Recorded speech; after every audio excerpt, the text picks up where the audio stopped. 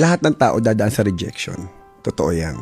Pag nandun ka sa stage na yun, pag nalagpasan mo na yun, at babalikan mo siya, dun mo masasabi na yun pala ang pinakamasarap na stage. Unang-unang acting experience ko, minura ako ng director ko.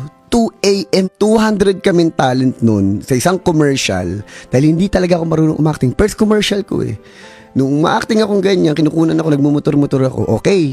Nung nilipat yung camera sa harapan ko at mukha close up eh, syempre nakikita ko lente. Ang nangyari ngayon, nagalit kasi wala akong mata. Ibig sabihin, hindi ako marunong umarte. Minura ako ng director. Siyempre, napahiya ako, daming talent eh. Tapos pinapapalitan ako. Mabuti na lang, wala sila makuha kapalit ko dahil 2 a.m. Pero sabi ko noon, mula noon hanggang ngayon, hindi ko siya tinake na parang, ayoko nang maranasan yun. Kumbaga, talagang sinusumpa ko yung director. Yun yung nagpatibay sa akin.